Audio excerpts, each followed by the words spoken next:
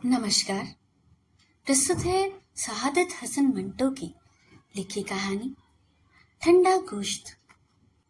ईश्वर सिंह जो ये होटल के कमरे में दाखिल हुआ, कुलवंत कौर पलंग पर से उठी, अपनी तेज तेज आंखों से उसकी तरफ घूर घूर कर देखा और दरवाजे की चटकनी बंद कर दी।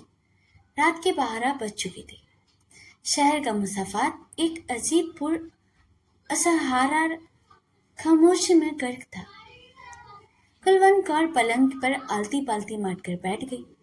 ईश्वर सिंह जो गालिबन अपने पारंगदा ख्याल के उलझते हुए धागे खोल रहा था, हाथ में कृपाण लिए कोने में खड़ा हो गया। चंद लम्हात इसी तरह खामोशी में गुजर गए। कुलवंत कौर एक थोड़ी देर बाद अपना आसन पसंद न आया और वे दोनों टांगे पलंग से नीचे लटकाकर हिलाने लगे। ईश्वर सिंह भी कुछ न बोला।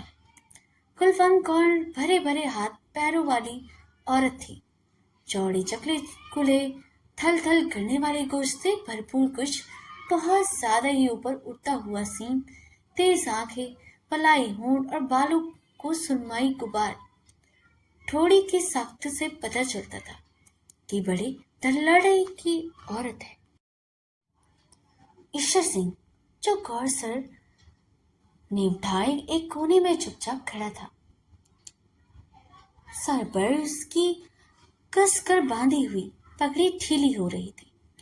उसके हाथ जो कृपाण थामे हुए थे, थोड़े थोड़े लड़चा थे, मगर उसके कद ओ कामत और खद ओ खाल से पता चलता था कि कुलवंत कौर जैसी औरत के लिए मौजूद तरीन मर्द है। चंद और लम्हात जब इस तरह खामोशी से गुजर गए तो कुलवंत कौर छलक पड़ी, लेकिन तेज तेज आंखों को बचाकर वे सिर्फ इस कदर कह सकी, ईश्वर सिंह ने गर्दन उठाकर कुलवंत कौर की ओर देखा, मगर उसकी निगाहों की गोलियों की ताप न लाकर मुंह की तरफ मोड़ लिया। कुलवंत कौर चिल्लाई, ईश्वर सिंह! लेकिन फौरन ही आवाज भींच ली और पलंग पर से उठकर उसकी जन्नत जाते हुए बोली, कहाँ रह रही हो इतने दिन? ईश्वर सिंह ने खुश्क होंठों से जवान फेरी, मुझे मालूम नहीं। कुलवंत कौर भरना गई, ये भी कोई माँ यह जवाब है? ईश्वर सिंह ने कृपाण एक तरफ फेंक दी और पलंग पर लेट गया। ऐसा मालूम होता था कि वे कई दिनों का बीमार है। कुलवंत कौर ने पलंग की तरफ देखा, जो अब ईश्वर सिंह से लबालब भरा था। उसके दिल में हमदर्दी का जज्बा पैदा हो गया। चुनाचे उसके माथे पर हाथ रख कर उसने बड़े प्यार से पूछा, जानी क्या हुआ है तुम्हें? ईश्वर सिंह छत की तरफ देख रहा था। उसकी निगाहें हटाकर उसे कुलवंत कौर के मानूस चेहरे को टटोलना शुरू किया। कुलवंत! आवाज में दर्द था। कुलवंत कौर सारी की सारी सिमट कर अपनी बलाई होठों में आ गई। हाँ जानी, कहकर वो उनके दांतों से काटने लगी। ईश्वर सिंह ने पगड़ी उतार दी। कुलवंत कौर की सहारा लेने के लिए निगाहों से देखा। उसकी गोश्त भरे कुल्हे पर जोर से थप्पा मारा और सिर को झटका देकर अपने आप से कहा, ये कुड़ी का दिमाग ही खराब है। झटका देने से उसके केश खुल गए। कुलवंत कौर उंगलियों से उसकी कंघी करने लगी। ऐसे करते हुए उसने बड़े प्यार से पूछा, ईश्वर सिंह, कहाँ रह रही हो तुम इतने दिन? बुरे की माँ के घर। ईश्वर सिंह ने कुलवंत कौर को घूर के देखा। दफ्तातन दोनों हाथों से उसके उभरे हुए सीने को मसलने लगा। कसम वाहिगुरु की बड़ी शानदार औरत है। कुलवंत कौर ने एक अदा के साथ ईश्वर सिंह के हाथ की एक तरफ झटक दिए और पूछा, तुम्हें मेरी कसम बताओ, कहाँ रह रहे हो? शहर गए थे क्या? ईश्वर सिंह ने एक लपेट में अपने बालों का चूड़ा बनाते हुए जवाब दिया, नहीं। कुलवंत कौर फिर चिढ़ गई, नहीं, तुम जरूर शहर गए थे और तुमने मुझसे बहुत सा रुपया भी लूटा है जो मुझसे छुपा रही हो। वो अपने बाप का तुक पर ना हो तो तुमसे झूठ बोले। कुलवंत कौर थोड़ी देर के लिए खामोश हो गई, लेकिन फौरन ही भड़क उठी। लेकिन मेरी समझ में नहीं आता, उस रात तुम्हें क्या हुआ? अच्छे भले मेरे साथ लेटे हुए थे। मुझे तुमने वे तमाम गहने पहना रखे थे जो तुम शहर से लूट कर लाए थे। मेरे भप्पिया भी ले रहे थे, पर जाने एकदम तुम्हें क्या हो उठे और कपड़े पहनकर बाहर निकल गए। ईश्वर सिंह का रंग जर्द हो गया। कुलवंत कौर ने यह तब्दीली दिखाते हुए कहा, देखा कैसा रंग पीला पड़ गया। ईश्वर सिंह कसम वाहे गुरु की, जरूर कुछ दाल में काला है। तेरी जान की कसम कुछ भी नहीं। ईश्वर सिंह की आवाज बेजान थी। कुलवंत कौर का शोभा और ज्यादा मजबूत हो गया। बलाई होंठ भींच कर उसने एक एक लफ्ज पर जोर देते हुए कहा, ईश्वर सिंह, क्या बात है? तुम वो नहीं हो जो आज से 8 रोज पहले थे। ईश्वर सिंह एकदम उठ बैठा, जैसे किसी ने उस पर हमला कर दिया। कुलवंत कौर को अपने तनोमंद बाजुओं से समेटकर उसे पूरी कुव्वत के साथ उसे भिंबोड़ना शुरू कर दिया। जानी मैं वही हूँ, गट गट पास सफिया, तेरी निकले हंडा दी गर्मी। कुलवंत कौर ने मुसामत न की, लेकिन वो शिकायत करती रही। उसे उस रात को क्या हो गया? बूढ़े की माँ को क्या हो गया? बताओगे नहीं? कोई बात तो हो तो बताओ ना। मुझे अपने हाथों से जलाओ अगर झूठ बोले। ईश्वर सिंह ने अपने बाजू उसकी गर्दन में डाल दिए और होंठ उसके होठों में गाड़ दिए। मूंछों के बाल कुलवंत कौर के नथनों में घुस गए तो उसे छींक आ गई। दोनों हंसने लगे। ईश्वर सिंह ने अपनी सर्दी उतार दी और कुलवंत कौर को शहवत भरी नजरों से देखकर कहा, आ जाओ, एक बाजी ताश की हो जाए। कुलवंत कौर ने बलाई होठ पर पसीने की नन्ही नन्ही बूंदे फूट आई। एक अदा के साथ उसने अपनी आंखों की पुतलियां घुमाई और कहा, चल दफन हो। ईश्वर सिंह ने उसके भरे हुए कूल्हे पर जोर दे से चुटकी मार दी। कुलवंत कौर तड़प कर एक तरफ हट गई। ना कर ईश्वर सिंह, मेरे दर्द होता है। ईश्वर सिंह ने आगे बढ़कर कुलवंत कौर पर बलाई होंठ अपने दादों तले दबा लिया और किचकिचाने लगा। कुलवंत कौर बिल्कुल पिघल गई। ईश्वर सिंह ने अपना कुर्ता उतार के फेंक दिया और कहा, लो फिर हो जाए तो रुक चल। कुलवंत कौर का बलाई होंठ कपकपाने लगा। ईश्वर सिंह ने दोनों हाथ से कुलवंत कौर की कमीज का घेरा पकड़ा, जिस तरह बकरे की खाल उतारते हैं। इसी तरह उसको उतार कर एक तरफ रख दिया और फिर उसकी घूरे के उसके नंगे बदन को देखा और जोर से उसके बाजू पर चुटकी भरती हुई कहा, कुलवंत, कसम वाहे गुरु की, बड़ी करारी औरत है तू। कुलवंत कौर अपने बाजू पर उभरते हुए लाल धब्बे को देखने लगी। बड़ा जालिम है तू ईश्वर सिंह। ईश्वर सिंह ने घनी काली मूंछों में मुस्कुराया, होने दे आज जुल्म। और यह कर उसने मजीद जुल्म ढालने शुरू कर दिए। कुलवंत कौर का बलाई होठ दांतों तले किचकिचाया, कानों की लवों को काटा, उभरे हुए सीनों को भंबोड़ा, उभरे हुए कूलों पर आवाज पैदा करने वाले चाटे भी मार दिए। गालों के मुंह भर भर के बोसे लिए, चूस चूस कर उसका सारा सीना थुक्कों से लथेड़ दिया। कुलवंत कौर तेज आंच पर चढ़ी हुई हांडी की तरह उबलने लगी। लेकिन ईश्वर सिंह उन तमाम हीलों को बावजूद खुद में हरारत पैदा ना कर सका। जितने गुर और जितने दाव उसे याद थे, सबके सब उससे पिट जाने वाले पहलवान की तरह इस्तेमाल भी कर दिए, पर कोई कारगर न हुआ। कुलवंत कौर ने उसके बदन के सारे तार तन कर खुद ब खुद बज रही थी। गैर जरूरी छेड़छाड़ से तंग आकर कहा, ईश्वर सिंह, काफी पैंट चुका है, अब पत्ता फेंक। ये सुनते ही ईश्वर सिंह के हाथों से जैसे ताश की सारी गड्डी नीचे फिसल गई। हाँफता हुआ वो कुलवंत कौर के पहलू में लेट गया और उसके माथे पर सर्द पसीने की लेप होने लगी। कुलवंत कौर ने उसे गरमाने की बहुत कोशिश की, मगर नाकाम रही।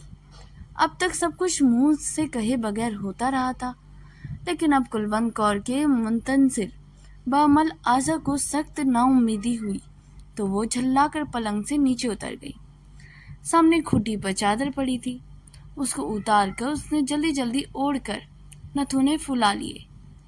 बिफरे हुए लहजे में कहा, ईश्वर सैया, वो कौन हरामजादी है जिसके पास तू इतने दिन रह कर आया है, जिसने तुम्हें निचोड़ डाला है।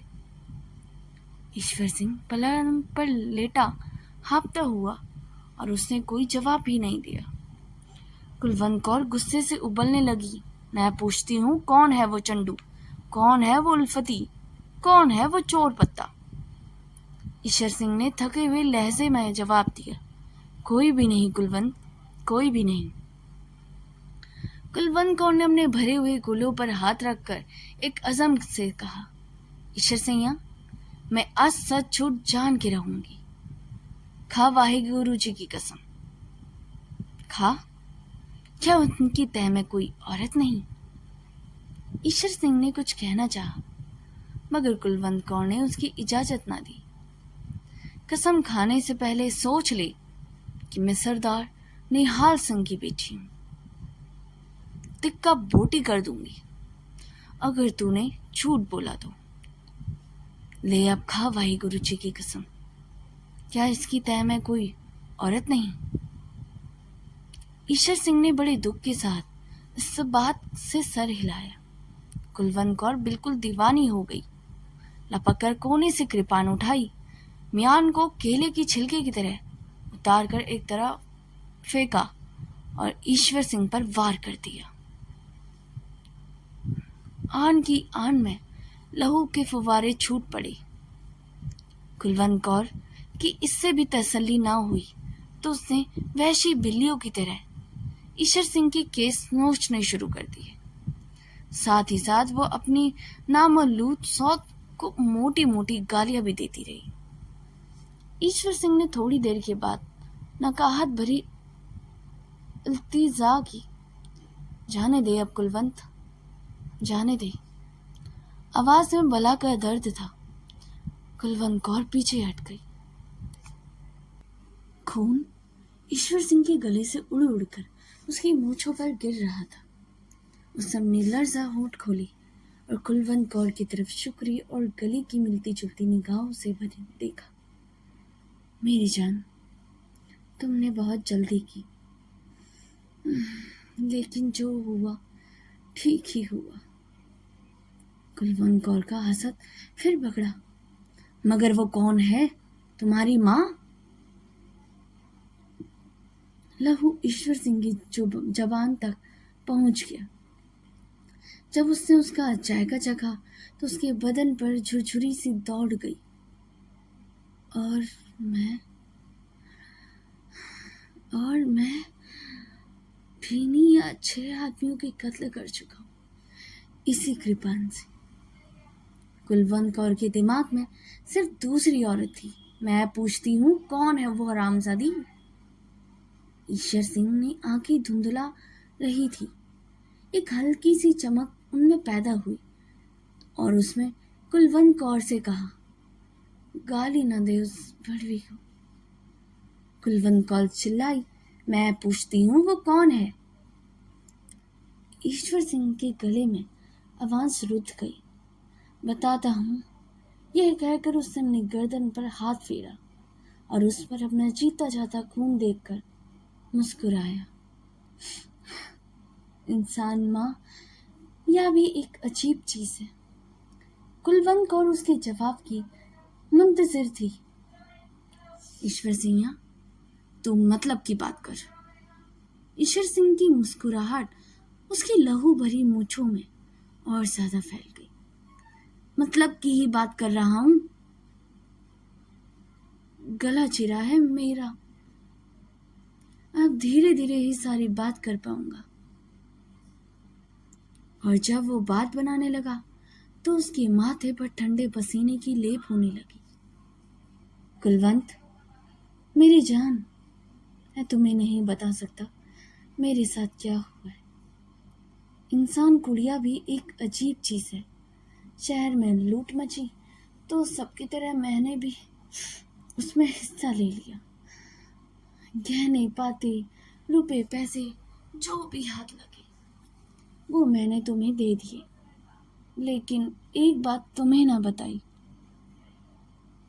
ईश्वर सिंह ने घाव में दर्द महसूस किया और कराहने लगा। कुलवंत कौर ने उसकी तरफ तवज्जो न दी और बड़ी बेरहमी से पूछा, कौन सी बात? ईश्वर सिंह ने मूंछों पर जमते हुए लहू को फिर से फूंक के जरिए उड़ाते हुए कहा, जिस मकान पर मैंने धावा बोला था उसमें 7 आदमी थे। 6 महीने कत्ल कर दिए इसी कृपान से जिससे तूने मुझे छोड़। उसे सुन एक लड़की थी, बहुत सुंदर। उसको उठा मैं अपने साथ ले आया। कुलवंत कौर खामोश सुनती रही। ईश्वर सिंह एक बार फिर फूंक मार के मूंछों पर से लहू उड़ाने लगा। कुलवंत कौर जानी, मैं तुमसे क्या कहूँ, कितनी सुंदर थी। मैं उससे भी मार डालता, पर मैंने कहा नहीं।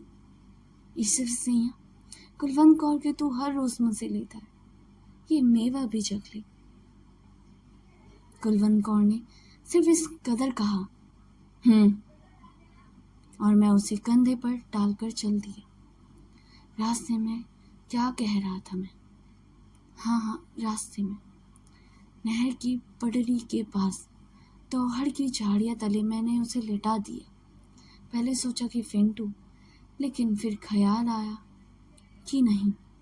ये कहते कहते ईश्वर सिंह की जबान सूख गई। कुलवंत कौर ने थूक निकलकर अपना हलक तर दिया और पूछा, फिर क्या हुआ? ईश्वर सिंह के हलक से वह मुश्किल से अल्फाज निकले, मैंने पत्ता फेंका, लेकिन उसकी आवाज डूब गई। कुलवंत कौर ने उसे झंझोड़ा, फिर क्या हुआ? ईश्वर सिंह ने अपनी बंद होती हुई आंखें खोली और कुलवंत कौर की जिस्म की तरफ देखा। उसकी बोटी बोटी थिरक रही थी। वो मरी हुई थी, लाश थी, बिल्कुल ठंडा गोश्त। जानी, मुझे अपना हाथ दे दे। कुलवंत कौर ने अपना हाथ ईश्वर सिंह के हाथ पर रखा, जो बर्फ से भी ज्यादा ठंडा था। तो दोस्तों, यह स्टोरी यहीं पर समाप्त होती है। यह कहानी ठंडा गोश्त सन 1947 के भारत पाकिस्तान विभाजन की क्रूरता और सांप्रदायिकता हिस्सा पर आधारित एक लघु कहानी है।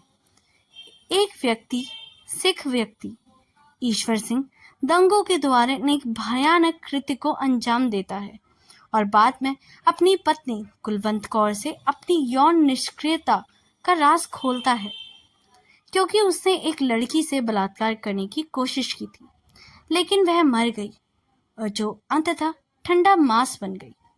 इस कहानी को इसकी अश्लीलता और विवादास्पद विषय वस्तु के कारण सन 1950 में पाकिस्तान में प्रकाशित होने पर मंटो पर मुकदमा भी चलाया गया। जब ईश्वर सिंह अपनी पत्नी कुलवंत कौर के पास लौटता है तो वह अपनी यौन शीतलता से नपुंसकता के बारे में बताता है। जब ईश्वर सिंह एक घर पर हमला करता है तो एक खूबसूरत लड़की को उठाता है और उससे बलात्कार करने की कोशिश करता है, लेकिन पाता है कि वह एक लाश थी, जो उसकी क्रूर और हिंसक हरकत के कारण हुई थी, और वह लड़की एक ठंडा मांस बन के रह गई। दोस्तों, अगर आपको ये स्टोरी अच्छी लगी हो तो इसे लाइक, सब्सक्राइब और शेयर करना ना भूलिएगा। मिलते हैं नेक्स्ट स्टोरी में, तब तक के लिए धन्यवाद।